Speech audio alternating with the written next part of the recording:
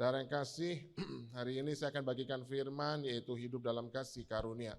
Bulan ini bulan kejutan bagi saya saudara. Kenapa? Bulan April belum selesai, ada orang yang saya kenal, lima-limanya meninggal saudara. Ya, jadi belum selesai nih, oh ini meninggal. Dapat kabar lagi, ini meninggal saudara, ini meninggal. Jadi apa yang Tuhan kehendaki dalam hidup kita bahwa Tuhan punya kedaulatan. Yang mengerti katakan, amin. Kita nggak bisa melawan kedaulatan Tuhan. Saudara, wadah di mana kita berada, kita punya visi besar tahun ini adalah visinya apa saudara? Bangkit, jadilah terang. Bersama-sama, 1, 2, 3. Bangkit, jadilah terang. Toleh kiri kanan, bangkit, jadilah terang. Nah, visi bulanan kita hari ini adalah tentang kasih karunia Tuhan lebih besar daripada keadaan. Jadi saudara harus hidup dalam kasih karunia Tuhan yang Tuhan berikan kepada kita semua. Bapak Ibu saudara yang kasih, kita akan melihat dari Yakobus pasal 4, ayat 13 sampai 14, firman Tuhan berkata, ini saya ambil dari Alkitab TB2 saudara ya, jadi terjemahan baru seri kedua. Saudara harus punya, sebab apa? Sebab TB1 akan kita tinggalkan. Ayat 13 berkata demikian, jadi sekarang kamu yang berkata hari ini atau besok kami berangkat ke kota Anu dan di sana kami tinggal setahun dan berdagang untuk mendapat untung. Saudara yang kasih, ayat 14 berkata, sedang kamu tidak tahu apa yang akan terjadi besok, apa arti hidupmu. Hidupmu itu seperti uap yang sebentar saja kelihatan lalu lenyap. Bersama-sama ayat 14, kamu tidak tahu apa yang akan terjadi besok. Apa arti hidupmu? Hidupmu itu sama seperti uap yang sebentar saja kelihatan lalu lenyap. Jadi apa yang harus kita banggakan? Gak ada saudara. Hidup kita lenyap. Yang kita banggakan kalau kita mengenal Yesus secara pribadi. Yang setuju katakan, amin. Bapak Ibu yang kasih, itulah kehidupan. Tetapi yang pasti adalah selama kita masih hidup di dunia ini, percayalah, Tuhan memberikan nafas hidup ini, Dia ada maksud dalam hidup kita untuk kita mengerjakan selama kita hidup ini bersama-sama dengan Tuhan. Yang setuju katakan, amin. Sehingga Amsal 10 ayat 7 berkata demikian. Amsal 10 ayat 7 berkata demikian. Kenangan kepada orang benar mendatangkan berkat, tetapi nama orang fasik menjadi busuk. Saudara, kenangan kepada orang benar mendatangkan berkat. Biarlah kita semua selama hidup kita menjadi orang benar. Kenapa? Karena orang benar itu mendatangkan berkat. Saudara, mendatangkan berkat. Saya percaya kita semua mau diberkati. Hiduplah sebagai orang benar. Saudaraku yang kasih, Alkitab dengan jelas berkata di Yakobus pasal 4, hari ini atau besok kami akan berangkat ke kota Anu. Berarti kehidupan kita itu bergerak setiap hari saudara. Ya, saudara bergerak meskipun tidak terlalu jauh tetapi bergerak. Ada yang bergerak ke sana untuk berdagang, ada yang bergerak ke sana untuk bekerja, ada yang bergerak ke sana untuk belajar dan sebagainya, mereka semua bergerak. Alkitab berkata dan kami akan tinggal setahun dan berdagang. Saudara, dan mendapat untung. Artinya apa saudara? Yakobus mengingatkan kepada kita semua, waktu kita bergerak bersama dengan Tuhan, apapun yang kita lakukan, pasti kita beruntung di hadapan Tuhan. Beri tepuk tangan bagi Tuhan. Haleluya, haleluya. Lagu tadi berkata, ku berikan hatiku semuanya untuk Tuhan. Kalau kita tahu hidup kita di dalam rencana rancangan Tuhan, kita memberikan hati kita seluruhnya untuk Tuhan. Karena apa? Kenangan kepada orang benar mendatangkan berkat. Di dalam hati Tuhan maka ada berkat yang berlimpah-limpah. Saudara jangan bayangkan berkat itu tentang harta saja. Sukacita juga berkat saudara. Kesehatan juga berkat. Pertolongan juga berkat. Arti di dalam hati Tuhan itu banyak berkat. Itu ada kenangan dalam setiap kehidupan kita. Yang mau katakan? Yang mau katakan? Beri tepuk tangan bagi Tuhan. Saudara, saya berdoa jika Tuhan izinkan kita ada sebagaimana kita ada hari ini, maka kita mengerjakan pekerjaan yang luar biasa, yang memuliakan nama Tuhan. Saudara mau melakukan pekerjaan-pekerjaan untuk memuliakan nama Tuhan?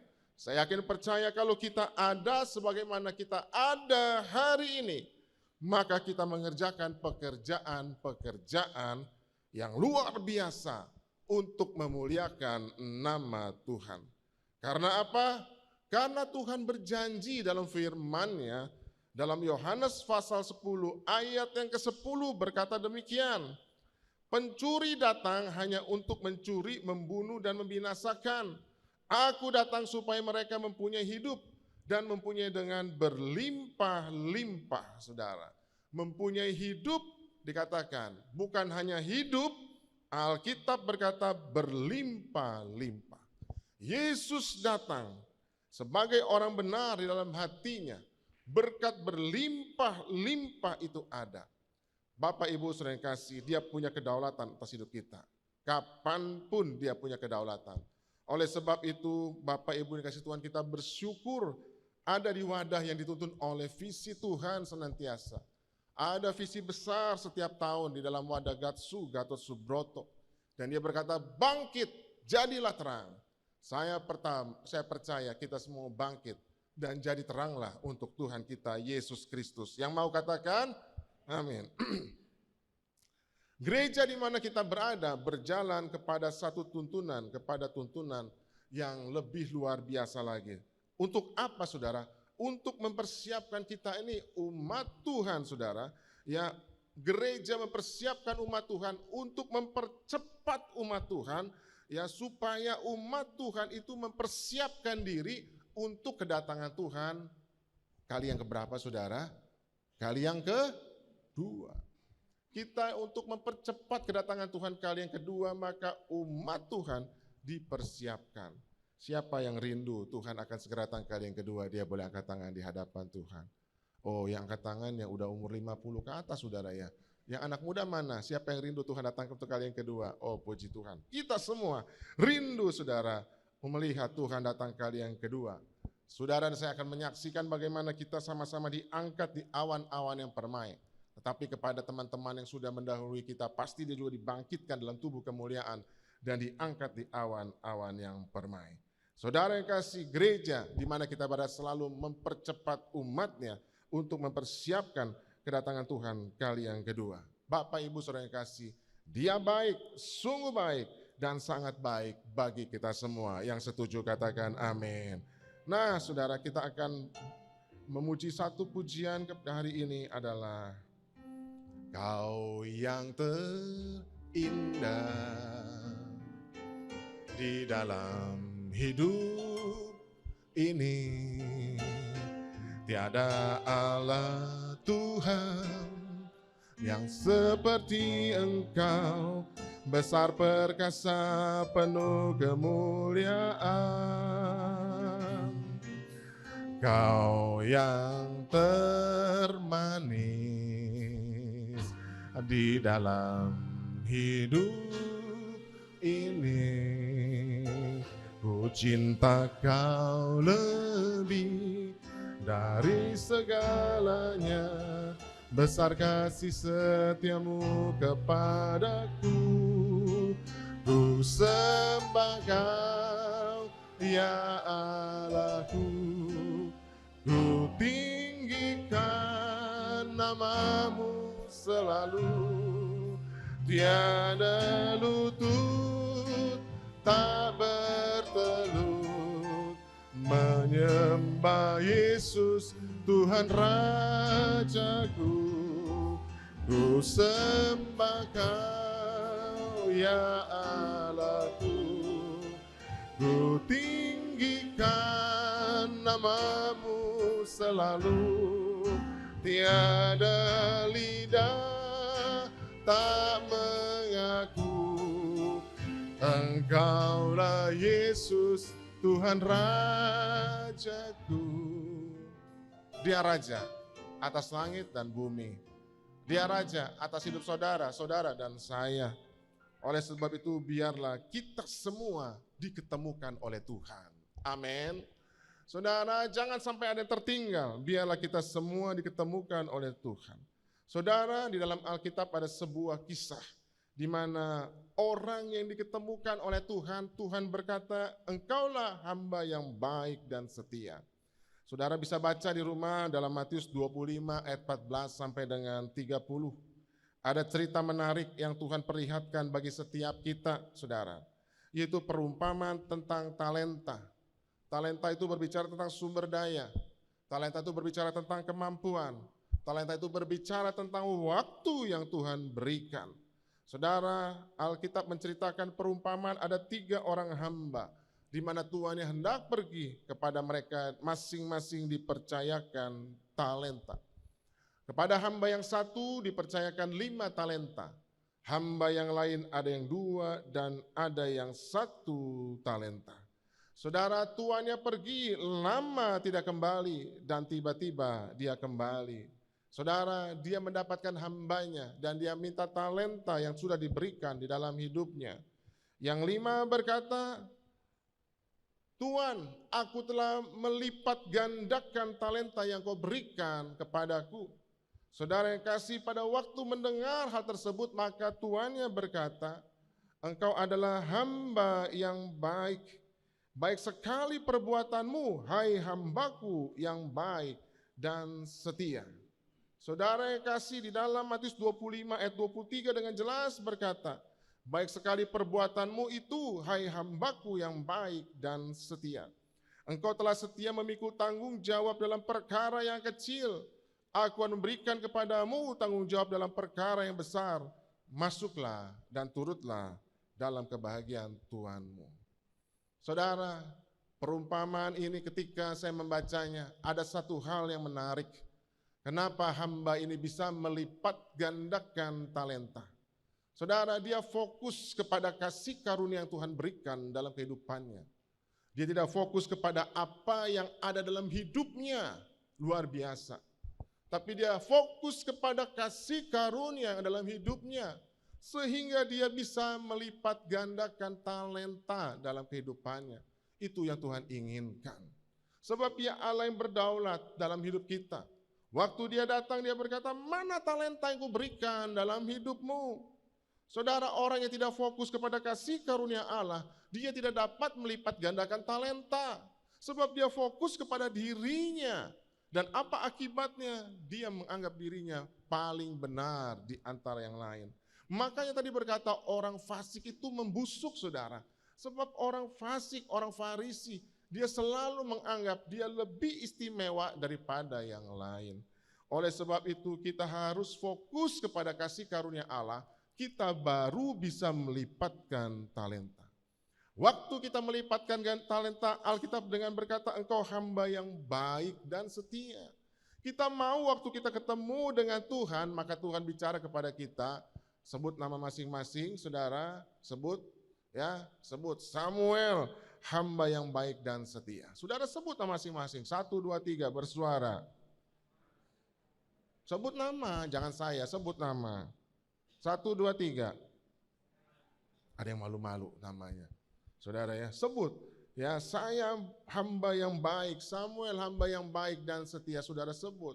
Ya, sebut semua, hamba yang baik dan setia. Saya percaya, kalau kita setia dalam perkara-perkara kecil, masuk dalam kasih karunia Allah, maka talenta itu bisa dilipat gandakan. Waktu Yesus datang, maka dia berkata, masuklah dan turutlah dalam kebahagiaan Tuhanmu. Dalam ayat 22 dikatakan, lalu datanglah hamba yang menerima 2 talenta itu, katanya, Tuhan, 2 talenta Tuhan yang percayakan kepadaku, lihat, aku telah beroleh laba 2 talenta. Dia melipat gandakan, saudara. Jangan pernah kecil hati di hadapan Tuhan, siapapun kita. Waktu kita fokus kepada kasih karunia, maka Allah bisa melipat gandakan talenta. Bapak Ibu saudara yang kasih, mari saya mengajak saudara. Sejak kita hidup pertama kali di bumi ini, Tuhan sudah persiapkan rencana-rancangan yang indah buat kita. Bukan karena kekuatan kemampuan saudara untuk mencapainya, tetapi kuasa Tuhanlah yang memberikan kita kemampuan untuk mencapainya. Dan saya sangat percaya akan hal tersebut. Saudara harus percaya, rancangan Tuhan adalah rancangan masa depan yang penuh dengan harapan, penuh dengan damai sejahtera. Oleh sebab itu kita harus berjalan dalam fokus kasih karunia Allah. Saudara yang kasih, yang 2 talenta juga dikatakan baik dan setia. Engkau tanggung jawab, masuklah dan turutlah dalam kebahagiaan Tuhanmu. Tetapi yang 1 talenta ini, saudara, ini orang yang boleh dikata orang yang kepo, saudara ya. Dia dikasih talenta, dia nggak fokus kepada talenta yang diberikan, justru dia fokus kepada yang lain. Dia berkata dia Tuhan yang jahat ya, masa dia dikasih 5, dia dikasih 2, aku 1. Dia bukan fokus kepada kasih karunia Allah sudah diberikan, dia fokus kepada yang lain. Coba saudara baca di Matius 25 ayat 24, kini datanglah juga hamba yang menerima 1 talenta itu berkata, Tuhan, aku tahu bahwa Tuhan adalah manusia yang kejam, yang menuai di tempat di mana Tuhan tidak menabur, dan yang memungut dari tempat di mana Tuhan tidak menanam. Saudara, ini orang yang kepo, dikasih modal, dia bukan berkata terima kasih, tapi dia bandingkan. Dia berkata engkau Tuhan yang jahat. Saudara, dia tidak fokus kepada kasih karunia yang Tuhan berikan. Maka apa yang terjadi? Tuhan yang berkata, hai kamu, hamba yang jahat dan malas. Jadi kamu sudah tahu bahwa aku menuai di tempat di mana aku tidak menabur, dan memungut dari tempat di mana aku tidak menanam. Sebab itu ambillah talenta itu daripadanya dan berikan kepada orang yang punya 10 talenta itu. Wow, diambil saudara. Dikasih orang yang bisa melipat gandakan. Karena setiap orang yang mempunyai kepadanya akan diberi, sehingga ia berlimpah. Tetapi siapa yang tidak mempunyai apapun juga yang akan ada padanya, akan diambil daripadanya. Dan saudara baca yang terakhir, campakkanlah hamba yang tidak berguna itu ke dalam kegelapan yang paling gelap. Di sanalah akan terdapat ratap dan gertak gigi. Hidup kita belum berakhir, saudara. Kita masih ada di tempat ini. Tapi jangan sampai berakhir di tempat yang Tuhan katakan yang gelap, penuh dengan ratap dan gertak gigi. Hidup kita masih bisa bernafas, masih bisa bertawa. Tapi saudara, saya ingatkan di tempat ini, fokuslah kepada kasih karunia Allah, supaya talenta saudara bisa berlipat kali ganda. Saudara yang kasih Tuhan, biarlah talenta yang Tuhan berikan, kita mulai melipat gandakan dengan baik. Biarlah kepercayaan setiap kita, ya, percayaan yang Tuhan berikan, juga kepercayaan berkat keuangan yang Tuhan percayakan, mari kita kelola dengan baik, saudara. Hari-hari ini, saudara, ya, tidak bisa diprediksi dengan teknikal apapun, dengan rumus apapun tentang keadaan ekonomi yang ada secara global. Oleh sebab itu, kenapa Tuhan menciptakan ini? Supaya kita semua tempat ini mengelola berkat keuangan yang Tuhan percayakan dengan benar. Yang setuju katakan amin. Biarlah jabatan-jabatan yang ada yang Tuhan percayakan, semuanya itu bisa kita lipat gandakan, kita kembangkan. Sehingga suatu ketika nanti waktu Tuhan datang di awan-awan yang permai, Tuhan berkata, baik sekali dan setia engkau hambaku, masuklah dan turutlah dalam kebahagiaan Tuhanmu. Saudara, Tuhan tidak menghendaki kita dalam apapun dipercayakan begitu-begitu saja. Sebab saya sudah alami, saudara. Sebab saya sudah alami. Dari yang kecil saya dipercayakan bekerja sebelum pelayanan sampai Tuhan bisa angkat. Itu sudah pernah saya alami. Dari yang tidak ada harapan untuk meneruskan pendidikan, itu pun sudah saya alami. Tuhan bisa membukakan tingkap langit sebab rencananya itu harus tergenapi. Oleh sebab itu, saudara, tidak ada rencana Tuhan yang batal dan gagal ketika kita fokus kepada kasih karunia Allah, bukan kepada diri kita sendiri. Beri tepuk tangan bagi Tuhan. Semuanya sudah saya alami, saudara, dalam hidup ini. Makanya jangan pernah fokus kepada diri sendiri. Apa artinya diri sendiri? Dibanding kasih karunia yang Tuhan berikan dalam hidup kita, itu jauh melebihi apa yang belum pernah kita lihat, pernah timbul dalam hati, yang dengar itu jauh lebihnya. Maka Tuhan sediakan bagi orang yang mengasihi Dia. Bapak Ibu yang dikasihi Tuhan, kalau Tuhan izinkan, ya, kita dipercayakan dalam pekerjaan apapun, marilah kita bekerja dengan benar dan giat. Marilah kita bekerja dengan benar dan giat. Amsal 21 ayat 25 berkata demikian. Si pemalas dibunuh oleh keinginannya karena tangannya enggan bekerja. Saudara, ada kata-kata begini, saudara, ya. Ya, dari ayat ini ada kata-kata begini. Awalnya memang dari mimpi.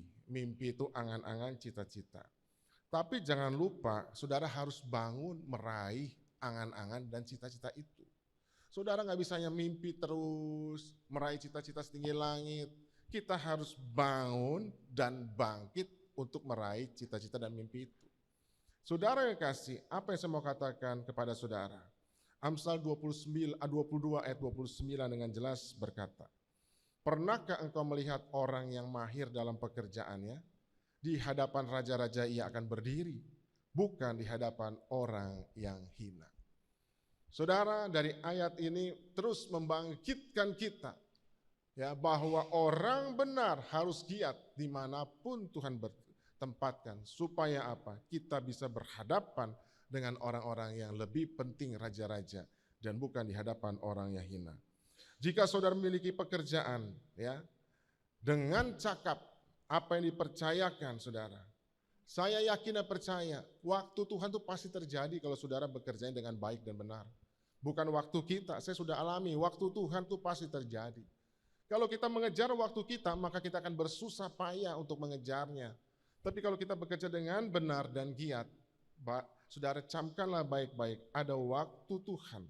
Saudara sudah akan dipromosikan oleh Tuhan dengan cara Tuhan. Dan Tuhan, orang akan melihat, memang benar dia patut untuk menduduki level dan tempat seperti itu. Saudara yang kasih, ada yang berkata, oh Pak, saya sudah bekerja dengan baik. Saya sudah bekerja dengan potensi yang baik. Tetapi pemimpin saya itu nggak lihat apa yang saya perjuangkan selama ini. Ada yang berkata demikian saudara. Ya mungkin pemimpinmu tidak melihat, tidak bisa melihat apa yang kau kerjakan. Tapi jangan pernah lupa, ada sepasang mata saudara. Sepasang mata. Ya saya percaya sepasang mata yang maha kuasa. Dia melihat apa yang kau kerjakan. Pasti suatu saat waktu Tuhan akan datang dan kau akan dipromosikan untuk naik yang lebih tinggi. Yang mau katakan amin, beri tepuk tangan bagi Tuhan. Haleluya, haleluya. Ku sembah Kau, ya Allahku, ku tinggikan namamu selalu, tiada lutut kan bertelut, menyembah Yesus Tuhan Rajaku. Tuhan selalu punya rencana yang indah. Waktu saya bekerja di level bawah, saya nggak bisa bergerak saudara, karena masih banyak orang di atasnya. Tapi ketika Tuhan angkat satu tahap demi satu tahap dalam pekerjaan saya, maka saya mulai bisa bergerak. Saya ketemu banyak orang, saya bercerita tentang kebaikan Tuhan. Dan puji Tuhan dalam hidup saya, sudah ada satu orang yang belum mengenal Tuhan. Dan dia mengenal Tuhan, dan seminggu kemudian dia meninggal, dipanggil oleh Tuhan. Itu saya patut bersyukur. Sebab saudara yang kasih, hidup kita bukan gitu-gitu saja, bukannya sekedar makan dan minum Tuhan katakan. Tapi engkau harus melakukan apa yang kau kehendaki dalam hidupmu. Ketika berfokus kepada kasih karunia, maka rencananya itu pasti terjadi. Amin saudara. Saya yakin percaya saudara tempat ini. Walaupun pemimpinmu tidak melihat apa yang kau kerjakan perjuangkan, tapi jangan pernah lupa.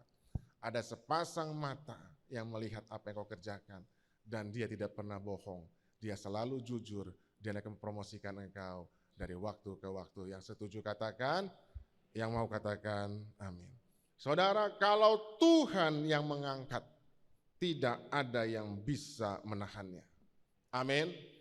Kalau Tuhan yang mengangkat, tidak ada yang bisa menahannya. Itu sudah saya alami juga. Nggak ada yang bisa menahannya saudara. Nggak ada yang bisa. Siapapun nggak bisa menahannya, karena Tuhan sudah mengangkatnya. Bapak Ibu yang dikasih Tuhan, kalau kita kembali ke masa penciptaan, maka Alkitab berkata waktu bumi itu diciptakan dalam keadaan kosong, saudara baca ya.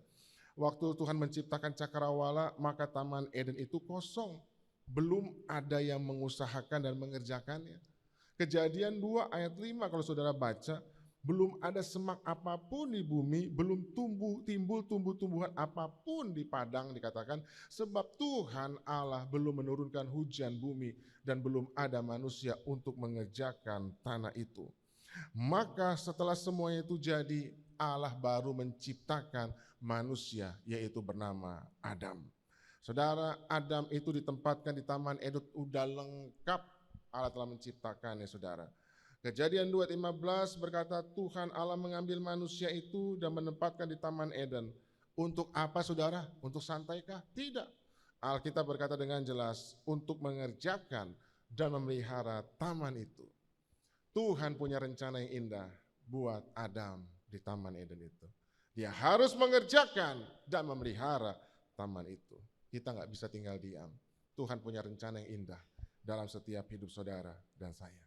Bapak Ibu yang saya kasihi, saya percaya kalau Tuhan ciptakan sebagaimana kita ada hari ini. Saya sangat percaya karena Tuhan mau kita menjadi rekan sekerja Allah. Yang setuju katakan amin. Karena Tuhan kita mau menjadi rekan sekerja siapa? Allah yang mengusahakan bumi ini.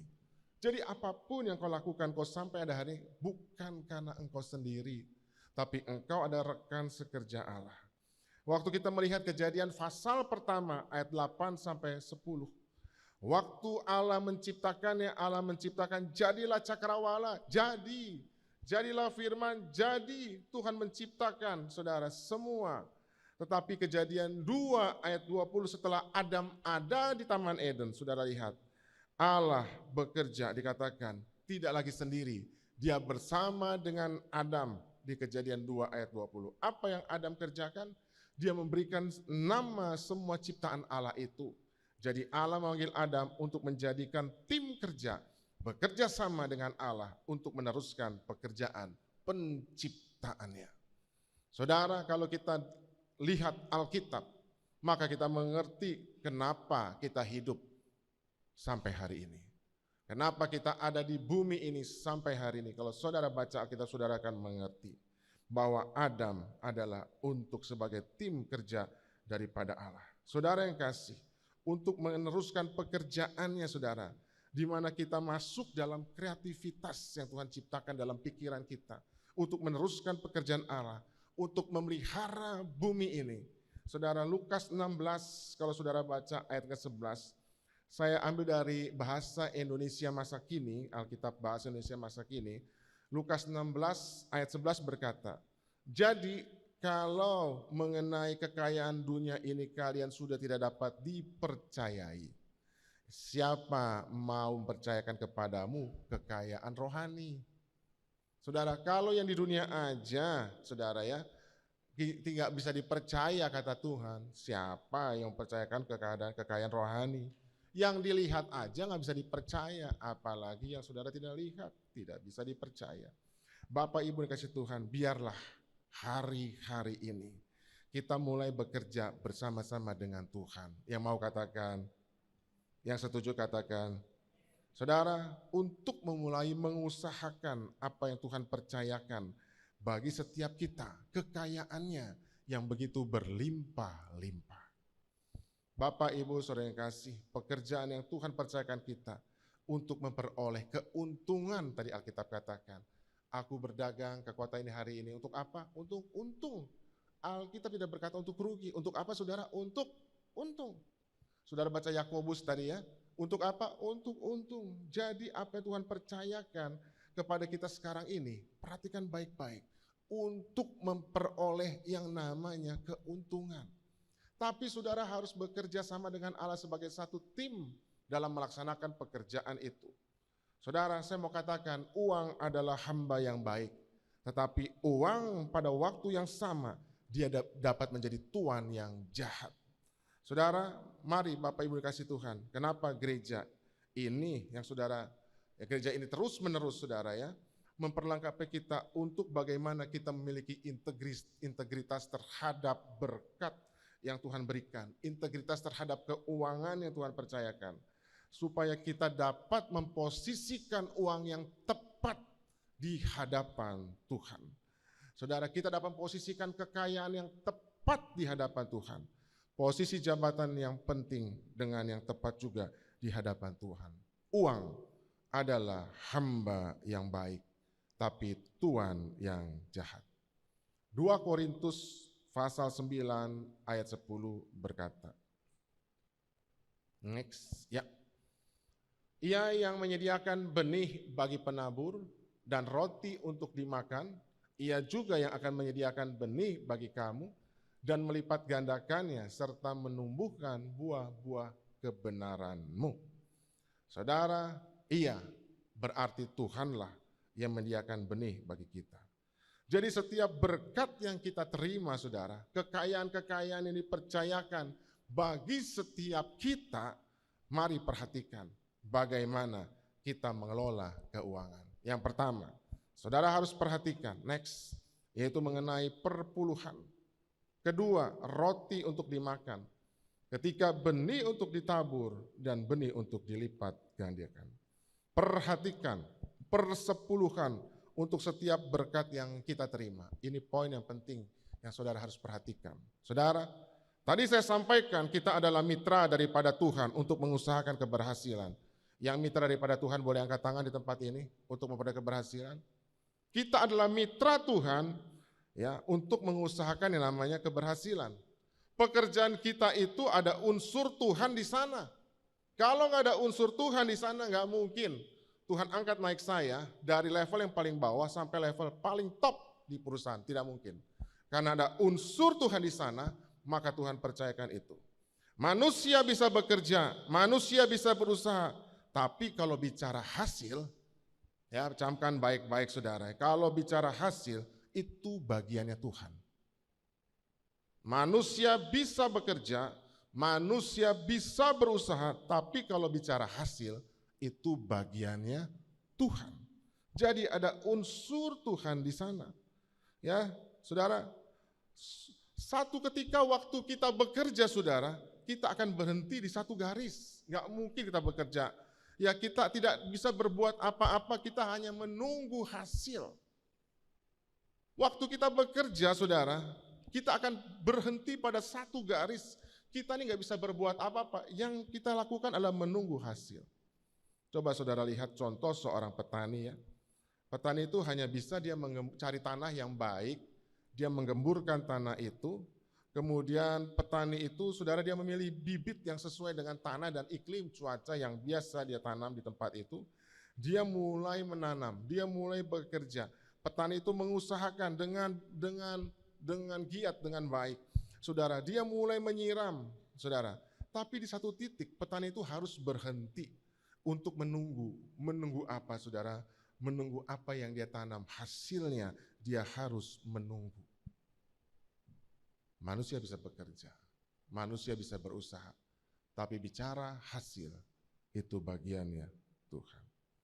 Saudara kan sering dengar, oh iklim membuat tanaman kembali tidak bisa panen.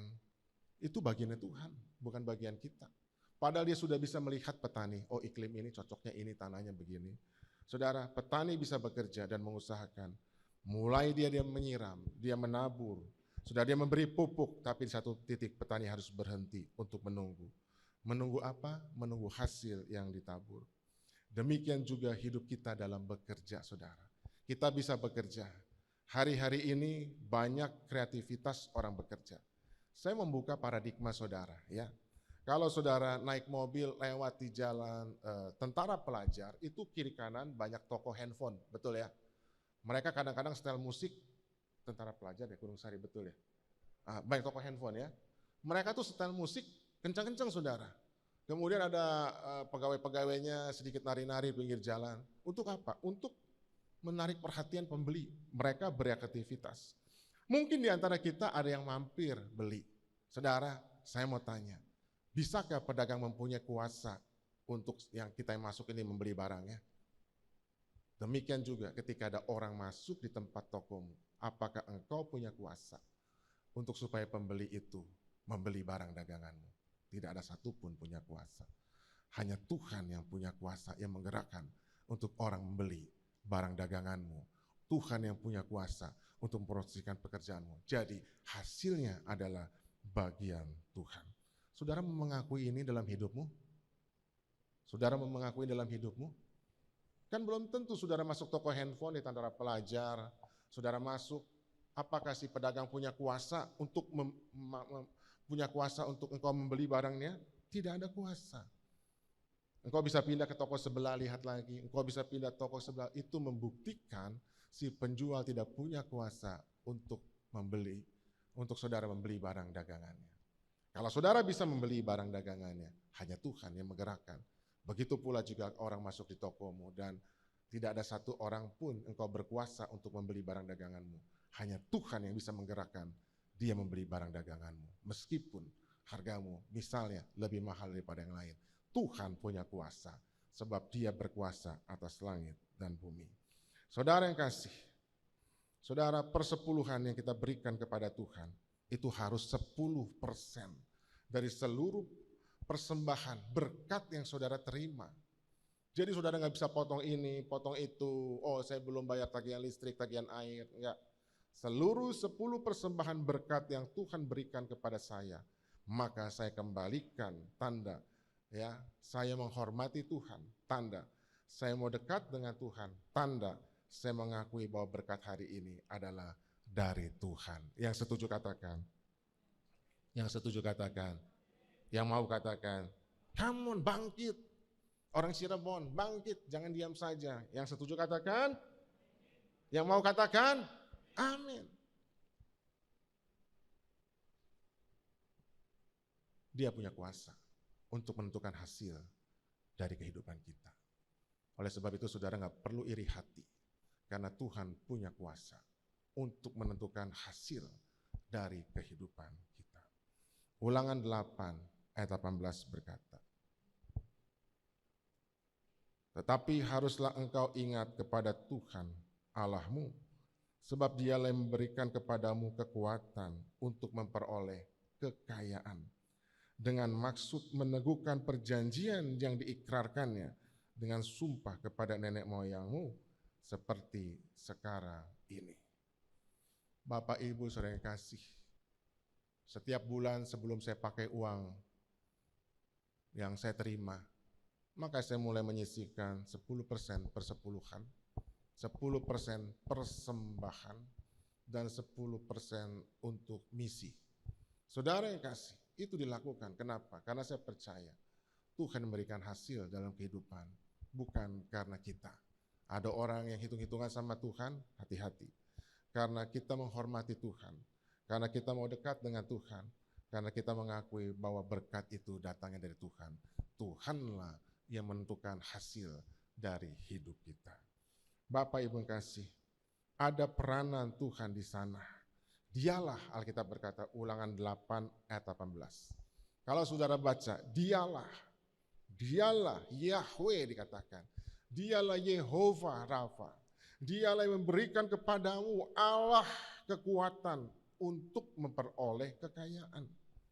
Itu Ulangan 8 ayat 18. Ada peranan Tuhan di sana. Yang kedua, bagaimana kita mengelola keuangan? Dikatakan roti untuk dimakan. Berkat yang kita peroleh, Tuhan sediakan kita untuk kita nikmati.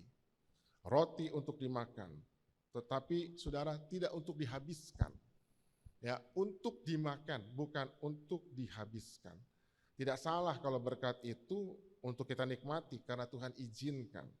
Tuhan rencanakan untuk memberkati kita untuk itu, untuk kita bisa menikmati dari berkat Tuhan. Tetapi berkat yang kita terima, jangan semua dimakan atau dihabiskan.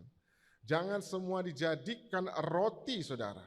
Ya, perlu ada benih untuk ditabur. Hari-hari ini kita mulai perhatikan hidup kita.